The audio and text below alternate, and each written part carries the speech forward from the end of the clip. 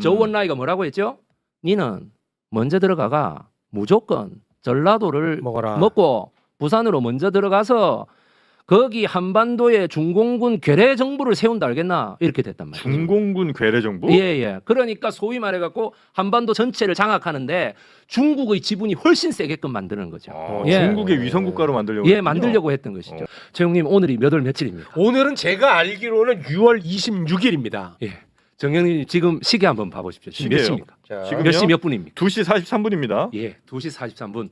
바로 1949년 6월 26일 2시 35분 경교장에 안두희가 들어갑니다. 조금 있다가 오후 3시 여러분 우리 민족의 큰 별 백범 김구 선생님이 피살당합니다. 바로 이 배지는 백범 김구 선생님의 그 얼을 기리는 대한 독립당, 한국 독립당의 이 넥타이 대용 배지가 되겠습니다. 예, 1930년에 임시정부 안에서 생겨가지고요. 1940년 뭔가 뭐 밀정인가 그 영화 있죠. 네네. 거기에 뭐 김구 선생이 약산 김원보이 하는 거 있지 않습니까? 네네. 바로 그 대사 1940년에 의열단의 김원봉과 대한 애국단의 백범 김구 선생 양김의 합작이 샹하이, 난칭, 남경 그 다음에 청킹에서 이루어졌던 바로 그것을 네네. 기념하는 단체가 지금도 삼청동 그 청와대 뒤에 이 단체입니다. 저기 앉아 있죠, 제가.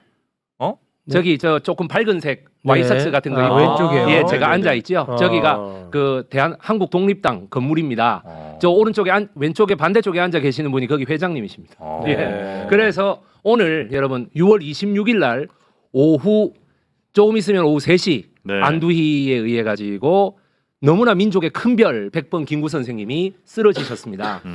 요것이 1년 뒤에 여러분 김일성이의 좋은 명분이 됩니다. 6년부터 1950년까지의 한국사가 아마 우리나라 역사에 있어서 가장 은폐되고 조작되고 감추어지고 뭐 은폐되거나 감추어지거나 똑같지. 그럼 조작되고 아마 그런 역사지. 있어요? 왜 그러느냐 하면 남북한 전체에 45년부터 48년까지는 정부가 없었습니다. 미 군정, 소련 군정이라고 하는 이상한 정부가 들어와 있었고, 네. 예, 이 정부들이 각각의 일본군의 무장 해제를 목적으로 들어왔습니다만 각각의 정부를 세우게까지 되는 것이죠.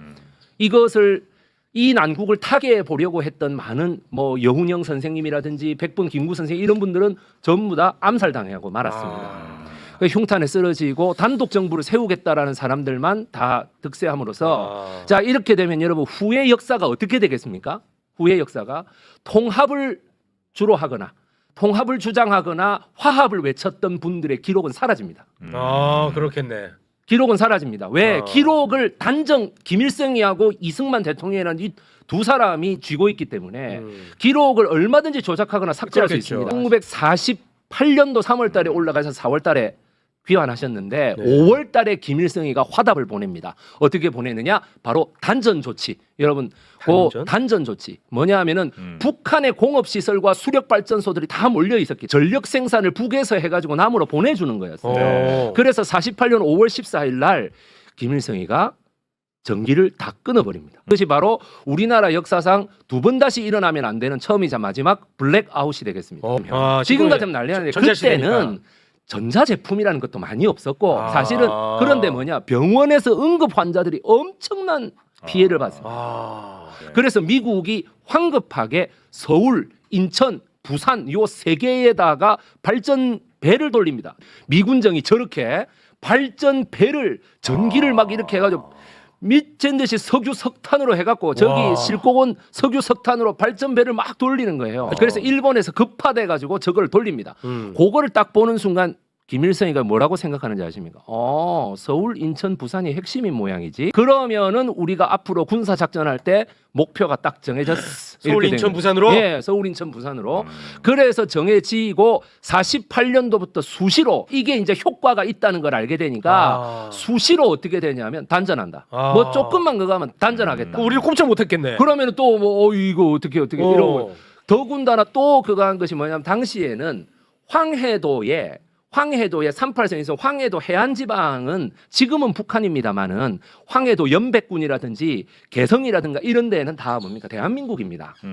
그죠? 우리가 6.25 때 잃어버렸지만 네네. 그거는 우리의 찾아야 될 고토인 거죠. 그런데 뭐냐면 여기에서 농사를 지어가지고 이 서울로 전부 다 이 나르는 역할을 하는데 여기에 농업 용수를 다 끊어버려요. 이 김일성하고 김구가 만나서 우리 민족끼리 잘해보자까지 가니까 모택동하고 준내 그리고 림뼈오라고 하는 인표라고 불리는 강경파가 안 되겠다 이래가지고 중국의 그 만주에 있는 창춘을 5월 1일부터 11월 29일까지 전면 봉쇄합니다. 중국의 수뇌부가 우리가 예, 서로 예. 사이 좋은 거 안 좋아했었어요. 안 좋아했습니다. 왜? 만약에 그렇게 되면 국민당군이 양쯔강 남쪽을 먹고 자기네들은 화북지방을 먹을 수밖에 없잖아요. 그런데 전체 다를 먹어야 되겠으니까 중국의 모택동이 기가 막힌 정말 악랄한 짓을 저지르죠. 중국 만주국의 일본이 세웠던 만주국의 중심지였던 창춘시를 전부 봉쇄해버려요. 봉쇄하고 식량은 못 들어가고 사람도 못 나온다 이런 식으로 얘기를 하면서 6개월간 봉쇄하면서 65만 명을 굶겨 죽입니다. 거기서 5월 1일부터 이 작전이 감행되면서 김일성이는 잽싸게 모택동 편을 들어버려요. 모택동 편을 들면서 한국도 똑같이 말려 죽인다 이래서 블랙아웃을 시작한 거예요. 그러니까 창춘을 고립시킨 거는 거기에 뭐 우리 한국 사람들이 많은 만주국이 세워져서 만주국의 모든 그 물자나 이런 것들이 거기 다 있었던 거죠. 공업시설이나 이런 것들이. 예. 그래서 창춘만 점령하면 동북지방 이 둥베이라고 하는 만주지방을 모두 장악하는 것과 같았습니다. 그리고 어떻게 되느냐면 양쯔강을 포기해라. 장제스를 보고 양쯔강을 포기해라. 안 그러면 우리 창춘에서 너가 다 죽인다. 당시 창춘은 국민당 군대였거든요. 예, 그러다 보니 약 65만 명이 모두 굶어 죽게 되는 정말 인류사에 크나큰 범죄를 저질러요. 마오쩌둥이. 그런데 이거를 보고 김일성이 남한도 고립시킬 수 있다. 이런 식의 전략을 스탈린하고 마오쩌둥에게 계속 주장하게 됩니다. 미국이 그거를 간파하게 됩니다. 미국이 요렇게 되는 것 같은데 왜냐하면 김일성이 보낸 대표단이 수시로 스탈린을 만나러 가고 수시로 마오쩌둥을 만나러 가기 때문에 김일성 스스로가 간 적도 있고 이래요. 그래서 북한 당국이 김일성이 만나러 가자고 하는 것을 포함해서 약 40몇 회에 걸쳐서 47회인가에 걸쳐 갖고 스탈린도 만나러 가고 마오쩌둥도 만나러 갑니다. 네. 그런 상황에서 정말 지겹도록 전쟁하자고 쪼르는 거죠. 김일성이 스탈린, 김일성이 마오쩌둥에게. 스탈린 니네가 네바강을 건너서 혁명을 했듯이 그리고 중국도 황하강만 건너면 되듯이 너희 둘이는 큰 강이지만 우리 저 한반도는 한강만 건너가면 된다. 별거 아니다. 별거 아니다. 그리고 가게 되면은 그쪽도 얘기하죠. 뭐 대한민국 안에 뭐 20만 반란군이 있어가지고 거기 내응할 것이다. 뭐 이런 김일성이 이 얼마나 뛰어난지 아십니까? 이 뻥치는 게. 그러니까 말로 막 다 조져가지고 그 대한민국에 있는 사람들을 계속해서 선전선동을 하는 거야. 단전 조치를 해보니까 인천하고 서울하고 부산이 저거로구나라고 그때서야 알게 되는 사람한테 무슨 제주도를 알았다는 겁니까? 47년도에 무슨 제주도를 알았다는 거예요. 제주 4.3 예, 그러니까 이런 것들 이게 지금 얼마나 역사가 제대로 공개되지 않고 제대로 뭐가 안 되고 증언도 다 누락되고 이러기 때문에 사람들이 거짓말을 진짜로 알아요. 이게 아마 우리 한국사에 한국 현대사의 가장 큰 괴담으로 지금 남아 있습니다. 어째서 에치슨 라인에 대한민국하고 타이완을 제외했는가? 1950년 1월 12일 날 저게 에치슨이라고 하는 미국의 국무장관이 저렇게 에치슨 라인을 미국은 저렇게 수비한다. 그리스와 제주, 비극의 역사와 그 후라고 하는 겁니다. 네. 자, 그리스라는 나라가 있습니다. 민주주의에 아주 못해죠, 여기가. 미국 대통령 트루먼과 소련의 스탈린 이 두 사람이 생각할 때 그리스를 먹는 게 정말 중요합니다. 자, 제일 오른쪽에 그리스가 있습니다. 지중해 오른쪽에. 바다에 오른쪽이 삼각형으로 이렇게 내려온 튀르키예고요. 왼쪽이 그리스예요. 여러분들 제일 밑에 있는 게 펠레폰네소스 반도 뭐 이렇게 역사에 덕후이신 분들은 잘 아실 거예요. 그 밑에가 이제 크레타 섬 이렇게 이제 우리가 생각하는데 그래서 그리스가 여러분 저기에서 44년도부터 치열한 내전을 벌입니다. 스탈린이 사주하는 공산주의 군대와 참 찾았어요 그리스를. 자랑이십니까? 저 마샬 플랜이라고 하는 것은 1948년도에 프랑스하고 영국하고 서독 같은 데가 경제적으로 2차 세계대전 때문에 완전히 무너져서 혹시 스탈린의 공산주의로 접어들까 봐 미국이 대대적인 원조를 하는 걸 말합니다. 당시에 국무장관 마샬의 이름을 따서 마샬 플랜이라고 지었습니다. 48년도에 이렇게 되니 48년도 7월 달에 옳았구나 싶어서 오른쪽에 큰일 났다. 러시아의 스탈린이 당시에 외무부 장관 몰로토프의 이름을 따가지고 맞불 작전을 놓습니다. 몰로토프 플랜이라는 걸 놔요. 그렇게 해서 전 세계 모든 국가가 네 마샬 플랜 할래 몰로토프 플랜 할래 하고 양자택일을 강요당하게 됩니다. 네. 여기에서 우리 남북 분단의 기원을 찾아야 돼요. 여기에서 북한의 김일성은 나는 몰로토프 하겠다. 이승만 대통령이 뭐야? 나는 마샬 플랜 하겠다. 이렇게 된 거예요. 그런데 그 원인이 여러분 뭐에 있겠습니까? 저 마샬 플랜을 받는 나라들끼리는 배신하면 안 되니까 미국이 다 군사적으로 원조도 같이 하면서 뭐냐면 군사 협약을 해야 돼요. 따라서 뭐냐면 북대서양 조약 기구라는 걸 저것 때문에 만들어요. 나토. 그래서 나토라는 게 나오는 거예요. 네. 나토라는 게 여러분 나토라는 게 그래서 나온다고.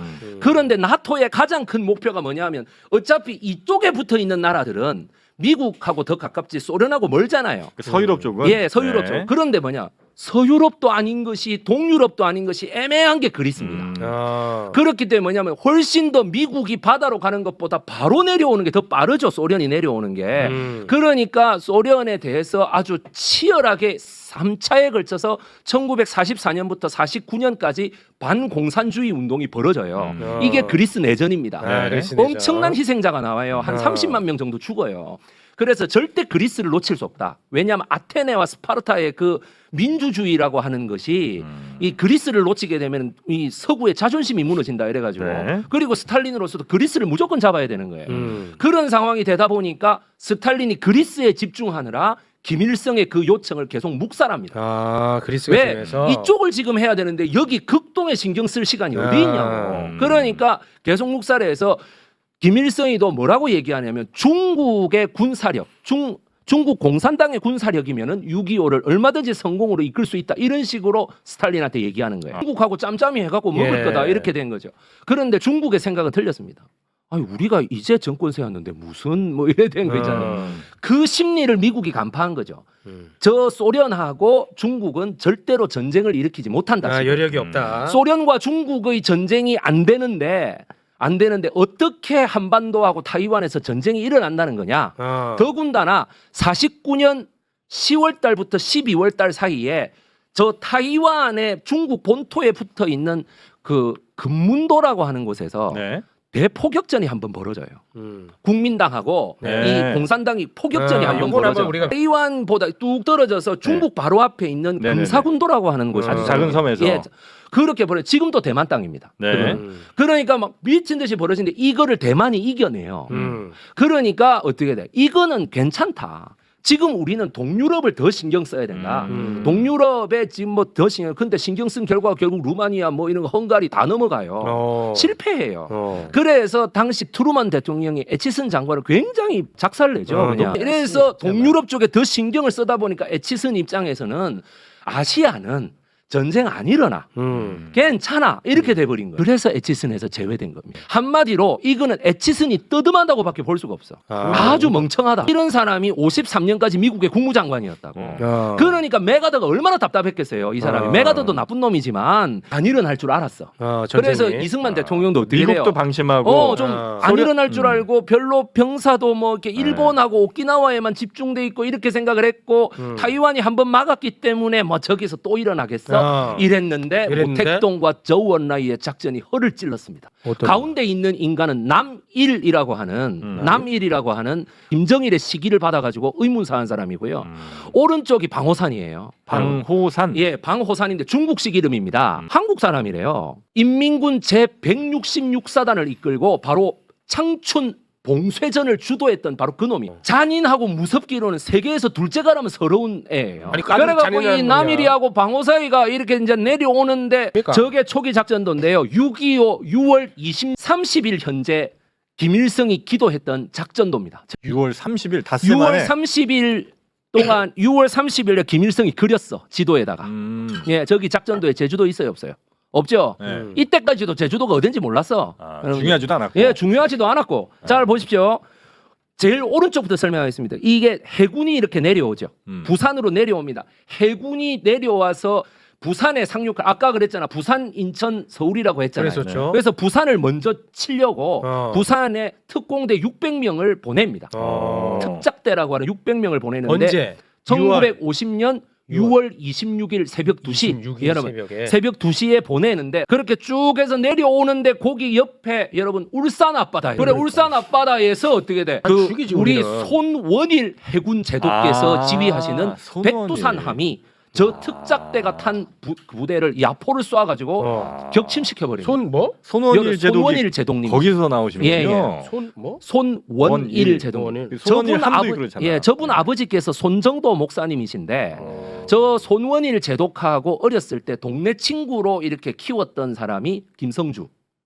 바로 나중에 개명해서 김일성이 김일성? 됩니다. 예, 여러분. 그래서 손정도 목사님이 돌아가신 뒤에도 그렇게 돈 좀 달라고 많이 그랬대요. 김일성이가. 아니, 예, 그래갖고 그 손원일 제독께서 네. 그러면 돈도 좀 집어주고 이랬는데 설마 공산당의 지도자가 될지는 몰랐던 거야. 그래 이제 했는데 내려왔는데 울산에서 그거를 격침시켰어. 울산 박살냅니다. 앞바다에서 박살내버렸어. 예. 아. 그래서 그게 만약 뚫렸더라면 부산에 이거는 폭파 들어와가지고 여러분 임시수도 부산이라는 건 있을 수가 없죠. 이거는 다음번에 제가 설명 오른쪽에 춘천에서 내려옵니다. 오른쪽에 춘천 방면에서 내려오는데 저것도 뭐냐면 경찰 12명이 막아냅니다. 와, 12명이서 3만 2천 명의 병력을 아이고, 어떻게 막아? 경찰 12명이 무려 뭐냐면 1시간 40분 동안 진격을 막고 에? 이 사람들이 들어온다는 거를 뒤에 후방 부대에 알려요. 야. 1시간 40분 동안 길을 막아요. 여러분 군대를 갔다 오신 분은요. 와. 1시간 40분에 진격을 지연시킨다는 건 이건 엄청난 그것도 경찰 12명 국민군을 먼저 죽여. 그리고 그 군복으로 갈아입어. 그리고 그 안에 들어가서 막 쏘고 와, 대단하시네. 수류탄 치고 이러는 거예요. 그래가지고 가장 어렸던 16살 어린 학도병을 후방으로 보내가지고 지금 군단이 쳐들어온다는 걸 알려라 라고 와. 해가지고 알려서 우리나라 군대가 그래도 방비태세를 갖출 수 있도록 지금은 그 전적지가 수몰대에 있습니다. 댐 공사로 수몰대 방호산 부대 갑니다. 방호산 부대가 여러분 보십시오. 오산에서 자 제일 왼쪽에서 이렇게 내려오죠. 오산에서 어떻게 되냐면 왼쪽으로 가서 전라도 방면으로 내려옵니다. 네. 저것이 방호산 부대예요.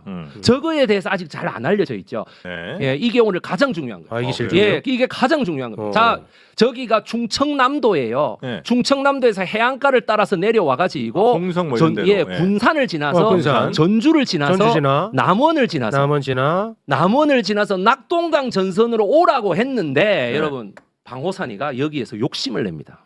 목포로가? 조원라이가 네. 비밀리에 내린 지령이 있었거든요. 방호산이한테 네 전라도를 무조건 장악해라. 왜? 광주하고 목포를 무조건 장악한다라고 하는 그래서 김일성이도 이거를 건드리지 못해요.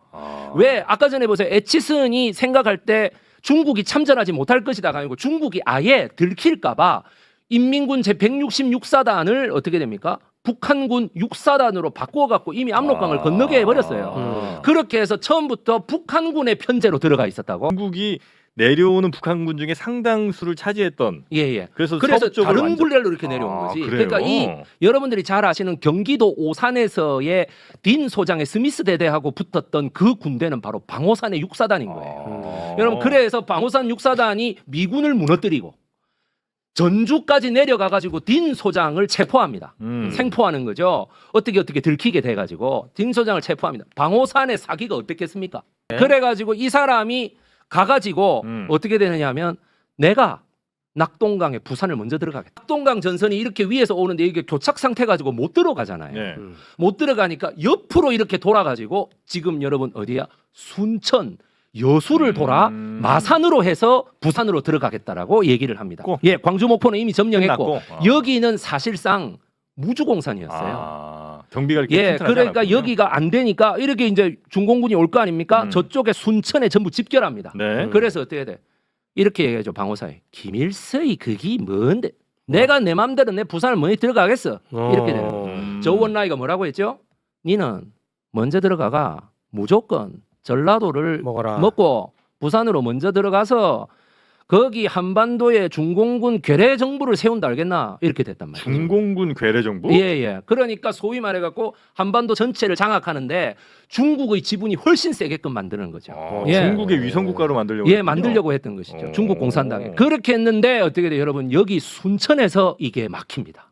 와. 또 누가 이분들이 바로 순천의 매산고등학교의 학생들이에요. 그냥 고등학생이요? 예, 고등학교 1학년, 2학년. 아니 중국의 정규군이 왔는데 고등학생한테 그것도 안 돼. 육사단이라고는 특공대가 왔네. 여러분, 그 자랑스러운 고등학교 여러분, 와. 벌교 상업고등학교, 네, 벌교 벌교에서 상업 수직업고등학교, 여수 중앙고등학교, 순천 제일고등학교, 매산고등학교. 특히 이 매산고등학교의 활약이 여러분 매산고등학교가 바로 뭐 하는 학교입니까?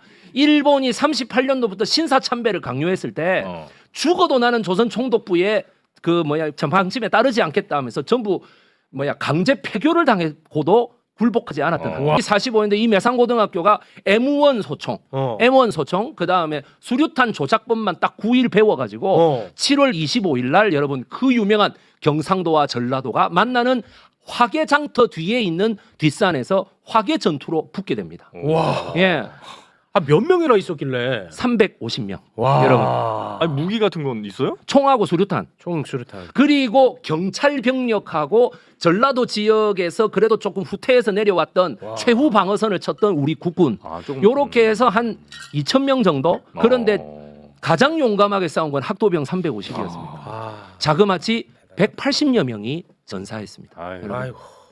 이때가 어떻게 하는지 아십니까, 여러분? 단검 하나 딱 들고 총을 들고 있죠. 총 앞에 단검을 꽂아. 그리고 중공군에게로 돌진합니다. 아이고. 그래가지고 미친 듯이 그냥 찔러버리는 거예요. 이 찌르는 이 동작을 통해 가지고 어떻게 중공군이 기가 질려버린 거예요. 무슨 이런 무대뽀가 다 있냐. 이게 뭐야 얘네들. 그러니까 이제 소위 말해 와, 나 이것들은 완전 무대뽀인디 이렇게 되는 거죠. 그러면서 와. 이 중공군의 진격이 여기서 막혀요? 막힙니다. 그래서 어째 꾸역꾸역 야음을 타고 마산까지 갔는데 마산에는 여러분 리틀보이 최병덕 장군이 거기서 기다리고 있었습니다. 그래서 마산 전투에서 이깁니다. 와. 그래가지고 뭐냐면 마산을 지키는 거예요. 이게 여러분 아까 그러면 여기다가 제가 한 말씀만 더 스탈린이 왜 전쟁을 허락했을까? 국제연합의 상임이사국 아닙니까? 안전보장이사회에. 그러면 유엔군이 파견될 때 안 돼 하고 도장 찍어버리면 반대 이래버리면 나머지 네 나라가 다 찬성해도 안 됩니다. 근데 왜 이걸 찬성했을까요? 스탈린이 그때 기권을 하거든요. 뭐는 걸 위임하겠다 이러면서 기권을 합니다. 그거 왜 그러느냐? 극동 쪽으로 병사를 돌려야 미군과 유엔군의 관심을 극동 쪽으로 돌려야 동유럽에서 지가 더 많이 해먹을 수 있거든. 여러분 그리스를 상실하고 난 다음에 자기의 판단 오판이었다는 것을 너무 많이 느껴요. 유고슬라비아라는 나라가 있는데 그 유고를 통일시켰던 유고슬라비아를 했던 브로즈 티토라는 사람이 스탈린에게 가장 강력하게 반발하게 되죠. 그리스를 왜 빼앗겼냐고. 시선 돌리기. 예, 그러니까 뭐냐 시선 돌리기로 극동에 전쟁을 일으켜야 된다고 생각합니다. 시선 돌리기야. 그렇게 되니까 53년도에 스탈린이 죽기 전까지는 51년도부터 휴전 협정이 계속 이루어졌는데 휴전 협의가 이루어졌는데 스탈린이 절대로 휴전 못한다라고 해서 질질 끌었습니다. 이 자식. 그렇게 되니까 뭐냐하면은 북한군도 지칠 대로 지치고 중공군은 도대체 우리가 왜 이렇게 많이 죽어야 되는데라고 얘기하면서 이렇게 뒤로 슬슬 빠지는 거죠. 이렇게 되니까 뭐냐 일을 저지른 놈들은 뒤로 빠지고 스탈린 혼자서 북치고 장구치고 독전하다가 지가 죽어버리니까 그 다음에 들어왔던 베리토 후르시초프에 의해서 휴전이 성립됐던 것입니다. 여러분. 그래서 뭐냐하면은 이러한 것이 있기 때문에 여러분 이 순천 매산고등학교는 이 순천에 있는 이 고등학교 학생들 여수와 벌교의 고등학교 학생들 광양공업고등학교 그만해. 순천, 광양, 마산, 울산 있지만 벌교도 있다. 울산. 예.